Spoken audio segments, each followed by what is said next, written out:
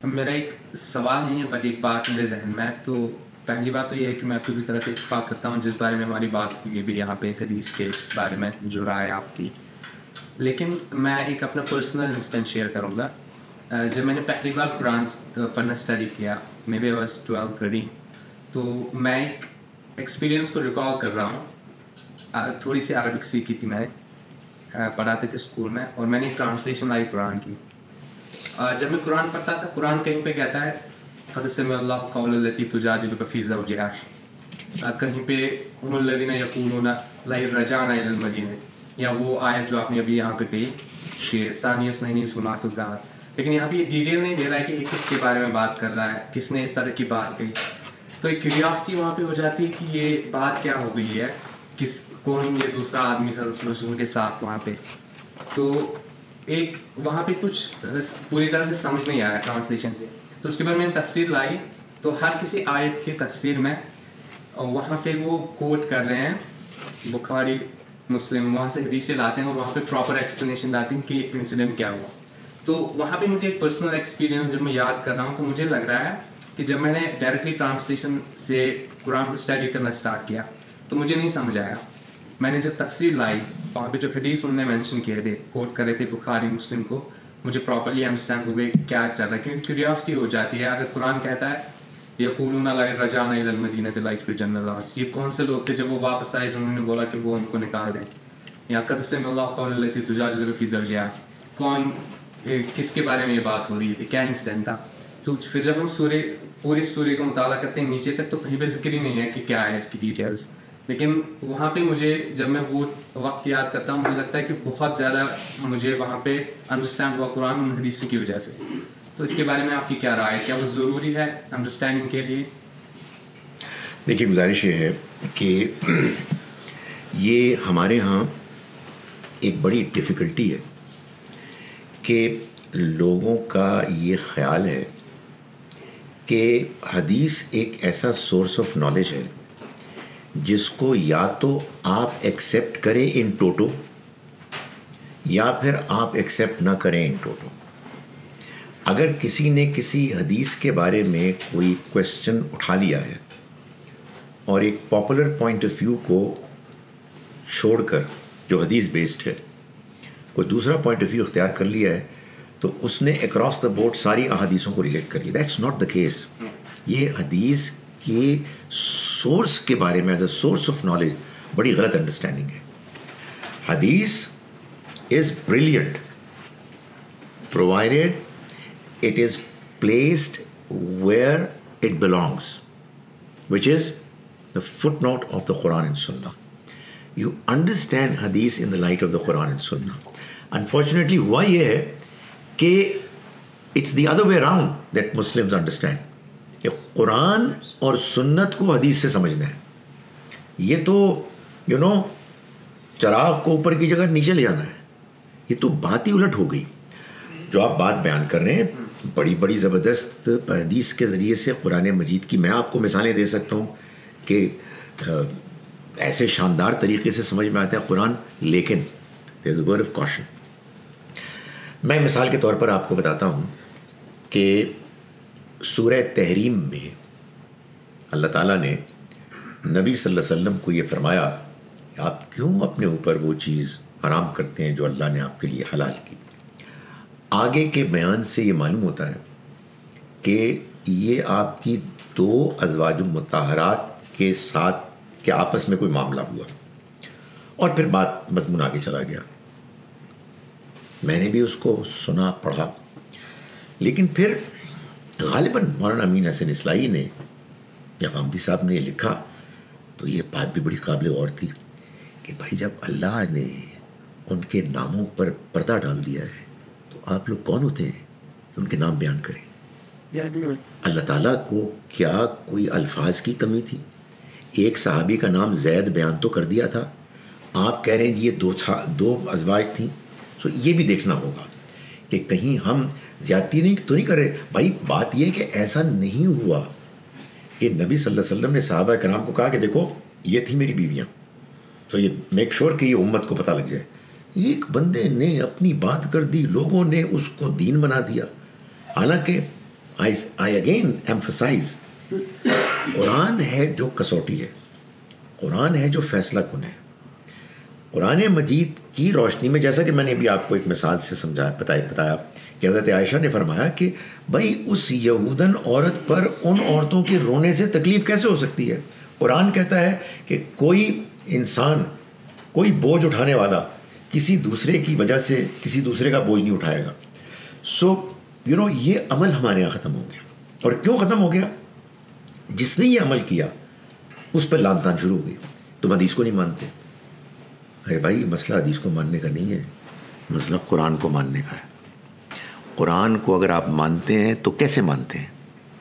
ایسے مانتے ہیں جیسے کہ آپ نے قرآن کے دائرے کو طے کیا ہے, یا ویسے مانتے ہیں جیسے اللہ نے بیان فرمایا ہے؟ اللہ نے قرآن مجید کے بارے میں مختلف مقامات پر طرح طرح سے یہ بات واضح کی ہے کہ دین اور مذہب میں جب اختلاف ہوگا اللہ کی کتاب فیصلہ کرے گی. ہمارے ہاں تو اللہ معاف کرے یہ پروپیگنڈا ہے, قرآن واضح ہی نہیں ہے.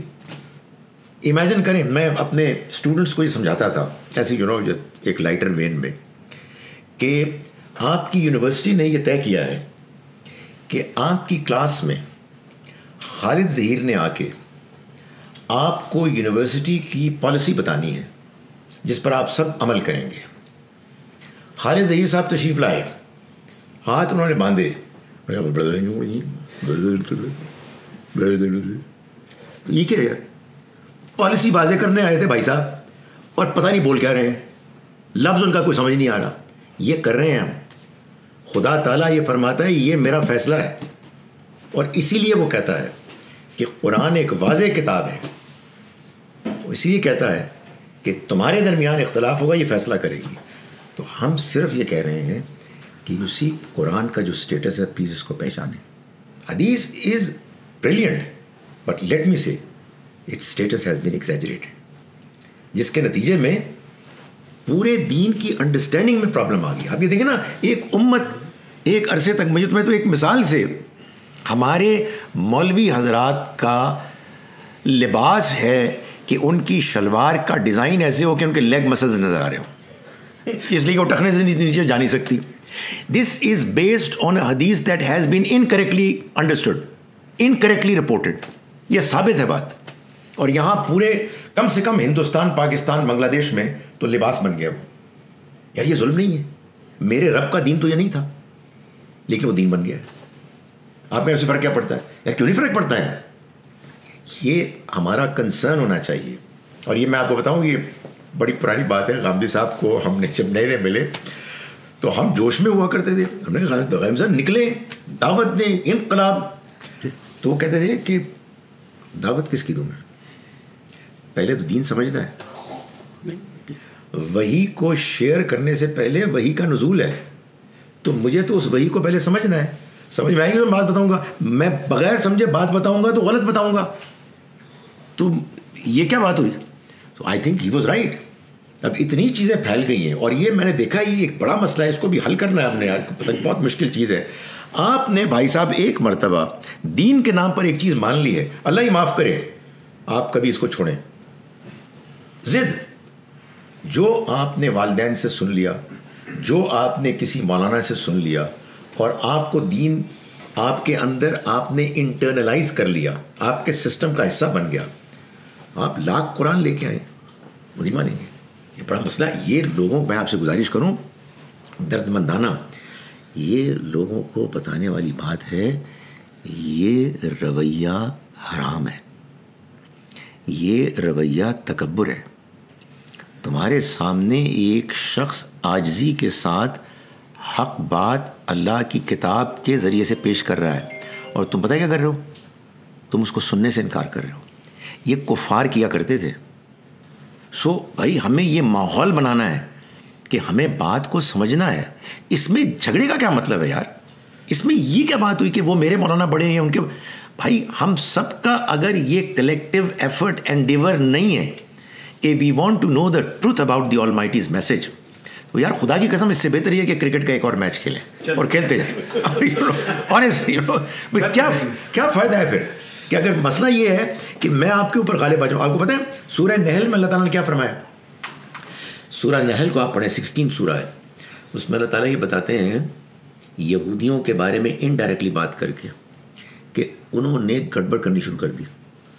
میں صرف ایک بات اس میں ایڈ کروں گا، جو آپ نے سورہ تحریم کی بات کی نا، کہ جس میں انہوں نے یہ اللہ تعالیٰ نے جو بھیجا تھا وہی، اور اس میں کہا تھا کہ جو ازدواجات کا جو ان کی وائف کے بارے میں بتایا تھا، جو انہوں نے بعد میں مولانا مودودی صاحب نے بتایا زینب کی، اور ان کا دونوں کا ذکر تھا. لیکن جو دوسری جو حدیث اور دوسری قرآن کا جو ہے، جس میں حضرت زید بن حارث کی جو بن نہیں رہی تھی حضرت زینب کے ساتھ، ان کی جو طلاق ہوئی تھی بعد میں، تو اس میں پھر کیوں اس کا حضرت زید بن حارث کا اور زینب کا ذکر کیا قرآن کے اندر؟ غور کرنا چاہیے. میں ہو سکتا ہے آپ کو ایک بات بتا دوں، ہو سکتا ہے وہ بات صحیح نہ ہو.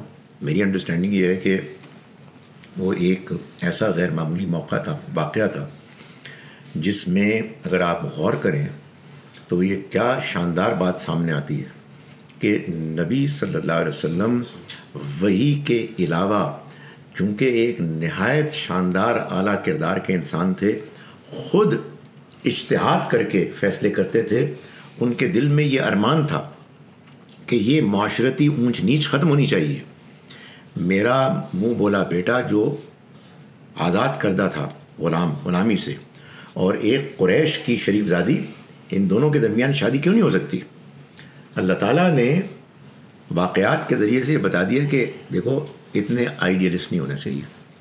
بھائی نہیں ہوتا نباہ، یہ ہے مسئلہ. خاندانوں میں اگر کچھ تفاوت ہو تو at times it doesn't happen, تو اس میں ایسا لگتا ہے کہ وہ نام لینا ضروری تھا، بیکاز وہ ان کا ایک بیک گراؤنڈ تھا. نہیں تو اس میں تو یہ بھی تو ثابت ہو رہا نا کہ حضرت زینب کی ایک تکبر ایک شو کر رہی ہیں کہ میں اس خاندان سے بلانگ کرتی ہوں اور تم جو ہے غلام خاندان سے ہو. تو وہ جو ڈفرینس جو بتانے کی کوشش کی تھی، اور جو کہ میں نے سمجھا اس کو، کہ زینب یہ بتا رہے کہ میں اس خاندان سے ہوں، قریش خاندان سے ہوں، تمہاری اوقات کیا ہے، تم ایک غلام، اور اس کے منہ بلے بیٹا ضرور ہو لیکن تم غلام ہو. تو میری جو تھوڑا سا انڈرسٹینڈ آپ مجھے کلیئر کریں کہ یہ تکبر نہیں تھا ان کا حضرت زینب کا، کہ ایک شو کر رہے ہیں کہ تم ہو کون اور میرے نبھا اس کی وجہ سے نہیں ہو. یہ اب کنٹریبیوشن ہے حدیث کی. ہاں اس نے بتایا کہ نہیں ایسا نہیں ہوا. She tried her best. She tried her best. No, I don't think so. ہاں Really? ہاں، اس میں مختلف ورژنز ہیں، لیکن انہوں نے اپنی پوری کوشش کی. ادھر یہ محسوس کر رہے تھے کہ یا نہیں ہو رہا. اچھا. They could never come close to each other.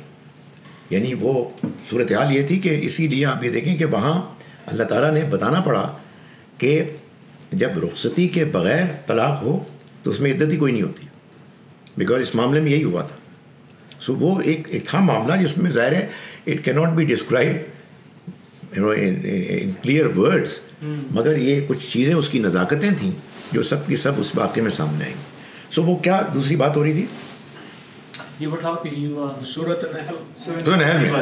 سورہ نحل میں اللہ تعالیٰ نے بڑا کلیئرلی لیکن انڈائریکٹلی یہ کہا یہودیوں کو کہ یار یہ کوئی تک ہے کہ تم خدا کے راستے سے لوگوں کو روک رہے ہو. کیوں؟ تاکہ ایک گروہ دوسرے گروہ پر غالب نہ آ جائے. مطلب یہ کوئی مذہبی رویہ ہے کہ چونکہ اب بنی اسماعیل کو وہی آ گئی ہے اور تم بنی اسرائیل ہو اور تم اپنے آپ کو سپیریئر سمجھتے ہو، تم خدا کے راستے سے لوگوں کو روک رہے ہو. یہ ہو جاتا ہے. میں آپ کو بتاؤں مذہبی گروہ بندی میں یہ اللہ معاف کرے یہ ایول پیدا ہو جاتا ہے. ہم نہیں ان کو سننے دیں گے. ہم یہ کریں یار لوگوں کو، میرا خیال ہے مذہبی لوگوں کو بھی، خیر ہمیں اپنے آپ کو دعوت دینی، اپنے آپ کو ٹھیک کر رہے ہیں، ان کو بھی کہنا یار پلیز فار گاڈ سیک، یار سب سے بڑا مسئلہ انسان کے ساتھ تکبر ہوتا ہے. اور یہ تکبر صرف انفرادی نہیں ہوتا، اجتماعی ہوتا ہے. بنی اسرائیل نے اجتماعی تکبر کیا. انہوں نے کہا جی ہم سپیریئر ہیں، تو ہم کیسے ان کو مان لیں، ان کے پیغمبر کو مان لیں. تو یہ صرف بنی اسرائیل نہیں ہے، کوئی بھی گروہ ہو سکتا ہے. آپ کہیں ہم وی آر بیٹر. بڑی عجیب بات ہے یار. ایک بندہ، ایک اللہ کا بندہ کیا کہہ رہا ہے؟ ایک اللہ بندہ کہہ رہا ہے یار یہ اللہ کی کتاب یہ کہہ رہی ہے. اچھا تم آئے ہو نئے بڑے سمجھدار، بڑے انٹیلیجنٹ، باقی کسی کو سمجھ ہی نہیں آئی ہے یار یہ کیا رویہ ہے یار. اس کو یار آیت بتائیں ہم غور کریں گے. اچھا آپ یہ کہہ رہے ہیں بٹ وہ ایٹیچیوڈ ہی نہیں ہے انفارچونیٹلی.